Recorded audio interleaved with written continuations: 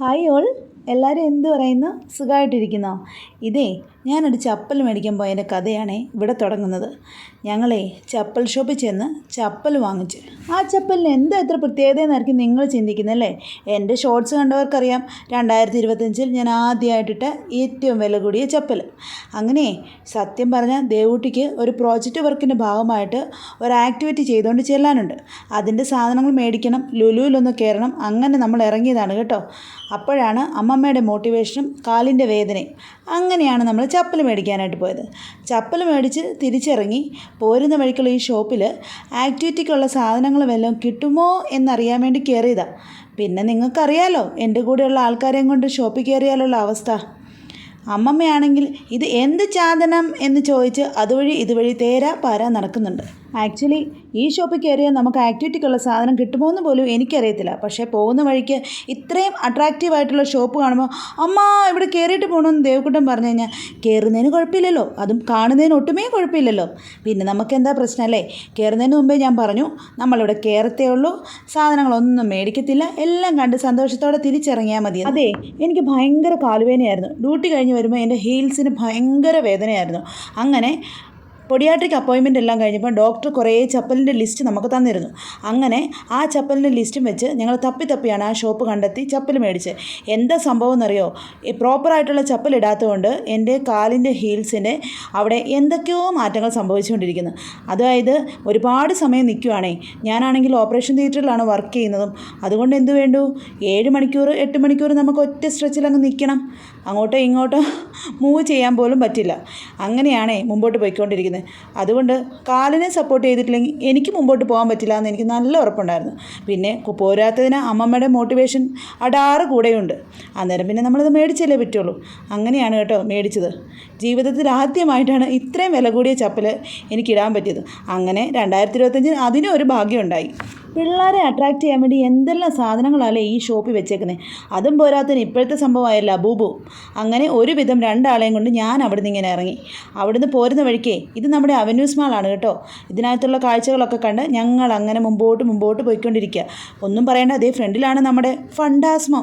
അവിടെ കയറണമെന്നും പറഞ്ഞാണ് ഉണ്ണിക്കുട്ടൻ ഈ കണ്ട ബഹളം എല്ലാം വെച്ച്. ദേവി ചേച്ചിയാണെങ്കിൽ മറ്റേ ഷോപ്പിൽ നിന്ന് ഇറങ്ങാനുള്ള മടിയും, ഉണ്ണിക്കുട്ടനാണ് എങ്ങനെയെങ്കിലും ഫണ്ടാസ്മോയിൽ വന്നാൽ മതിയെന്നുള്ള ഒരു വിചാരവുമായിരുന്നു കേട്ടോ. ഒരുവിധം ഓരോന്നൊക്കെ പറഞ്ഞാണ് ഞാൻ അവിടെ പിടിച്ചു നിർത്തി. അങ്ങനെ ഞങ്ങൾ നേരെ ഫണ്ടാസ്മോയിലെത്തി. ഇവിടെ കയറുന്നതിന് മുമ്പ് ഞാൻ 2 ആളോടും പറഞ്ഞായിരുന്നു ഇന്ന് ഞാൻ കാർഡ് റീചാർജ് ചെയ്യത്തില്ല. അതുകൊണ്ട് അവിടെ ചെന്ന് കഴിയുമ്പോൾ അമ്മ എനിക്ക് ഇതേ കയറണം, അമ്മ എനിക്ക് അതേ കയറണം എന്ന് പറഞ്ഞിട്ട് ഒരു കാര്യമില്ലാന്ന്. പിന്നെ ഒരു ഗുണമുണ്ട്, ചുമ്മാ കയറിയിരിക്കുന്നതിന് പ്രശ്നമൊന്നുമില്ലല്ലോ. അങ്ങനെ 2 ആളും മതി വരുവോളം കണ്ട റൈഡയിലെല്ലാം കയറിയിരുന്നു. അതെ, ഇന്ന് ഇച്ചിരി താമസിച്ചാലും എനിക്ക് വലിയ പ്രശ്നമില്ല. കാലിനെ സപ്പോർട്ട് ചെയ്യാൻ ഷൂസ് ഉണ്ടല്ലോ. ഞാൻ എന്ത് ചെയ്ത് വീട്ടിൽ നിന്ന് ഇട്ടുകൊണ്ട് പോയ ചപ്പൽ കടയിൽ ചെന്നപ്പോഴത്തേന് കടയിൽ നിന്ന് മേടിച്ച് ബോക്സിലോട്ട് വെച്ചിട്ട് അവിടുന്ന് ഷൂസ് ഇട്ടുകൊണ്ടാണ് ഞാൻ ഇറങ്ങിയത് കേട്ടോ. അല്ലെങ്കിൽ കാല് പണി തരുമെന്ന് എനിക്ക് നന്നായിട്ട് അറിയാമായിരുന്നു. അതുകൊണ്ട് വലിയ പ്രശ്നമില്ലായിരുന്നു. എനിക്ക് കാലിന് നല്ല സപ്പോർട്ടായിരുന്നു, പറയാതിരിക്കാൻ പറ്റത്തില്ല കേട്ടോ. ഇതിപ്പോൾ യൂസ് ചെയ്തിട്ട് എനിക്ക് നല്ല മാറ്റമുണ്ടേ. ഈ വീഡിയോ കുറച്ച് ദിവസം മുമ്പത്തെയാണ്. അതേ, എൻ്റെ ഫ്രണ്ട്സ് ആകട്ടെ കുറേ പേര് എന്നോട് വാട്സപ്പിൽ മെസ്സേജ് അയച്ച് ചോദിച്ചിരുന്നു ചപ്പലിനെ കുറിച്ച്. എനിക്ക് ഈ ചപ്പലിട്ടിട്ട് നല്ല മാറ്റമുണ്ട് കേട്ടോ. അങ്ങനെ ഞങ്ങൾ അവിടെ നിന്ന് ഇറങ്ങി. ആകെ എനിക്ക് ഫണ്ടാസ്മയിൽ കയറിയപ്പോൾ ഈ പ്രാവശ്യം 200 പൈസ മാത്രമേ ചിലവായിട്ടുള്ളൂ ഈ മൊട്ടായി മേടിക്കാൻ. മൊട്ടായി ആണോ എന്തോ, ദേവുവിനത് തുറന്നപ്പോൾ ഈ സംഭവമാണ് ദേവക്കുട്ടന് കിട്ടിയത്. ഉണ്ണിക്കുട്ടനാണെങ്കിലോ അത് തുറന്നപ്പോൾ ഒരു മൊട്ടായിയാണ് കിട്ടിയത് കേട്ടോ. അന്നേരം പറയുന്നുണ്ട് ഇത് കളർ മൊട്ടായി അമ്മ, നാക്കയിലെ കളർ വരുമെന്ന്. പിന്നെ നമ്മൾ വെളിയിൽ ഇറങ്ങിക്കഴിഞ്ഞാൽ ഫുഡ് മുഖ്യം ബിഗിലേന്നാണല്ലോ. അങ്ങനെ ഞങ്ങൾ KFC നേരെ ലക്ഷ്യമാക്കി നേരെ അങ്ങോട്ട് നടന്നു. ദേവക്കുട്ടനും ഉണ്ണിക്കുട്ടനും KFC തന്നെ മതിയെന്ന് പറഞ്ഞു.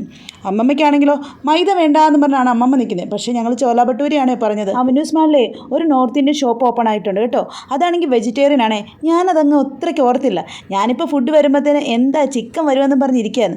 ഞാനൊരു ഹൈദരാബാദി ബിരിയാണിയും അമ്മമ്മയാണെങ്കിൽ ഒരു ചോല ഭട്ടൂരിയാണ് പറഞ്ഞത്. ഞാനാണേ പോയി അമ്മമ്മയ്ക്കും പറഞ്ഞത് പൂരിയാണെന്ന് പറഞ്ഞതാണ് കേട്ടോ.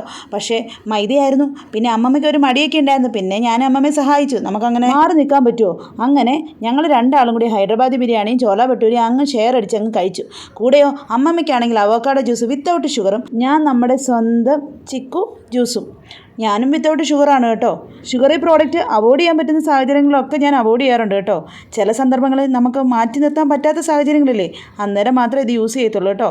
പിന്നെ ആണെങ്കിലേ ഞങ്ങളെ എവിടെ ചെന്നാലും ഫോട്ടോ മുഖ്യമാണല്ലോ. അങ്ങനെ കുറച്ച് ഫോട്ടോസും ഒക്കെ സെറ്റാക്കി അവിടുന്ന് ഞങ്ങളിങ്ങ് ഇറങ്ങി. എവിടോട്ടാണ് പോകുന്നത്? ഇനി അടുത്ത് കയറാനുള്ളത് നമ്മുടെ ലുലുലോട്ടാണ്. ലുലു ചെന്ന് എന്താണ് ആവശ്യം? നമ്മുടെ ഇപ്പോഴും സ്റ്റില്ല് മേടിക്കാൻ പോയ സാധനങ്ങൾ മേടിച്ചിട്ടില്ല. ഫുഡൊക്കെ കഴിച്ചിട്ട് അങ്ങ് പോയേക്കുവാണെങ്കിൽ പിന്നെ കുറച്ചങ്ങ് ദഹിച്ചോളൂല്ലോ.